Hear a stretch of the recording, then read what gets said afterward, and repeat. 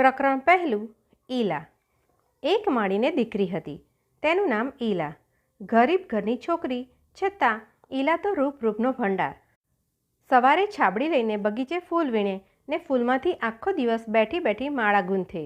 સાંજે એના ભાઈ બાપ એ માળા વેચી આવે ને એ પૈસામાંથી ગરીબ ઘરનું ખર્ચ નીકળે.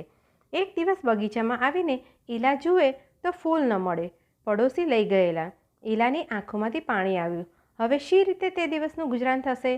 કોઈને ઈલાએ ગાળો દીધી નહીં. એ તો તળાવને કાંઠે ગઈ.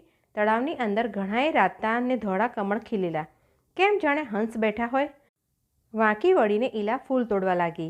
છાબડી છલોછલ ભરીને જ્યાં ઊભી થાય ત્યાં તો કોઈ બોલ્યું, ઈલા.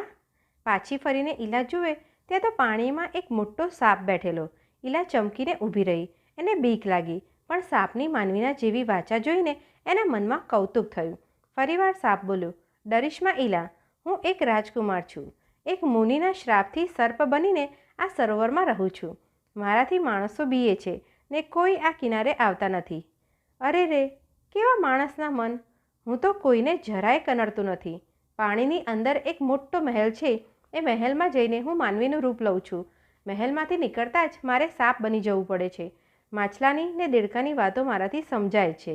એ બધાની સાથે એક બે વાતો કરીને મન હળવું કરું.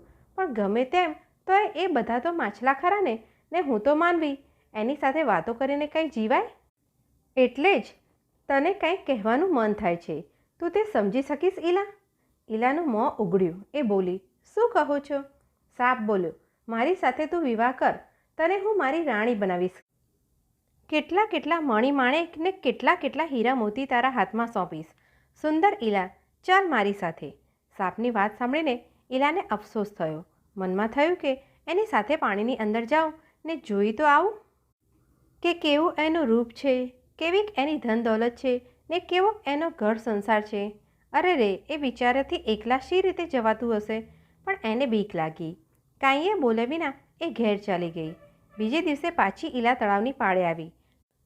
કમળના ફૂલ ગઈકાલે ખૂબ ખપેલા, પણ ફક્ત કાંઈ ફૂલને માટે ઈલા નહોતી આવી. એના મનમાં હતું કે ફરી વાર એ સાપ મળશે. તે દિવસે પણ સાપ આવ્યો ને બોલ્યો, આવો આવો ઈલા, મારી રાણી, પધારો. કેવો દયામણો એનો અવાજ! 2 ડગલા આગળ ચાલીને ઈલા પાછી થંભી ગઈ. પણ ત્રીજે દિવસે તો ઈલાને બીક લાગી જ નહીં. સાપે આવીને બોલાવી કે ઈલા. ત્યાં તો તરત છાબડી ફેંકી દઈને ઈલા પાણીમાં પડી. ઈલાને પીઠ પર બેસાડીને સાપ પાણીમાં ચાલ્યો ગયો. પાણીની અંદર મોટો રાજમહેલ, પણ એમાં કોઈએ માનવી નહીં. નોકર ચાકર બધાય માછલા. નવા રાણીજી આવ્યા એટલે માછલા તો આનંદમાં ને આનંદમાં નાચવા માંડ્યા. સાપે આવીને માનવીનું રૂપ લીધું. એવું રૂપ તો ઈલાએ કોઈ દિવસ નહોતું જોયું. એના મનમાં થયું કે અરે રે, કેવો કઠોર મુનિ! ક્યાં છે એ મુનિ? એને પગે પડીને હું મારા પતિનો શાપ ટાળું. સાપે કહ્યું, એ મુનિ તો હિમાલયમાં ગયા, ત્યાંથી પાછા નહીં આવે. સાપને ઘેર દિવસ સુખમાં ચાલ્યા જાય છે. ઈલાને 2 દીકરા ને 1 દીકરી થયા છે. છોકરા તો જાણે ચંદ્રના કટકા. ઈલાના મનમાં થયું કે આહા, આવા રૂપ શું કોઈની નજરે નહીં પડે? ઈલાને ભાઈ બાપ સાંભળ્યા. એણે સાપને કહ્યું, ઘણાય વરસ થયા, મારે પિયર નથી ગઈ.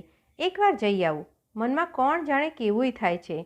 એ સાંભળીને સાપની છાતી થથરી ઉઠી. એ બોલ્યો, ના ના ઈલા, મારી વાલી, જઈશ માં. ઈલા બોલી, જઈને જ ચાલી આવીશ. 7 દિવસની મુદત કરું છું. અહીં મારે ચાય તેટલું સુખ હોય, પણ મા બાપ તો સાંભળે ને. સાપ બોલ્યો, તું જા, પણ છોકરાને તો નહીં મોકલું. ઈલાએ કહ્યું, એ તે કાંઈ ઠીક લાગે? આવા ચંદ્રમાં સરખા છોકરા, મારા મા બાપ એને જોવે તો ખરા? સાપ કહે, ભલે જા, પણ બરાબર 7 દિવસમાં જ પાછી વળજે. મને એકલા ગમશે નહીં હો. પાછી આવ ત્યારે તળાવની પાળે આવીને બોલાવજે કે રાજકુમાર, જો હું જીવતો હોઈશ તો પીઠ ઉપર બેસાડીને લઈ જઈશ, અને સાથ કરીને તને જો દેખાવ કે તળાવનું પાણી રાતું થઈ ગયું છે તો જાણજે કે હું મરી ગયો છું. બીજું, અહીંની કશીય વાત ત્યાં કહીશ માં, જરા પણ નહીં, નહીં તો ભૂંડું થવાનું. ઈલા કહે, નહીં કહું. છીપલીની ગાડીમાં બેસીને છોકરા સાથે ઈલા તળાવની પાળે આવી. કેટલુંય જવાહીર સાથે લેતી આવી. અપરંપાર મણી માણેક પરવાળાને મોતી. સાપ વળાવા આવ્યો. એની આંખોમાં આંસુ આવ્યા. તમે રડોમાં, હું સાચે જ 7 દિવસમાં પાછી આવી પહોંચીશ. એમ કહીને અડધી હસતી ને અડધી રડતી ઈલા છોકરાને લઈને પોતાને પિયર ચાલી ગઈ. ઈલાના ભાઈ બાપ ગાંડા ગાંડા થઈ ગયા. એ બોલ્યા, અરે ઈલા, તું ક્યાં હતી? આટલી બધી માયા તને ક્યાંથી મળી? કયા દેશના રાજકુમાર સાથે પરણી? ઈલાએ લગારે વાત કરી નહીં.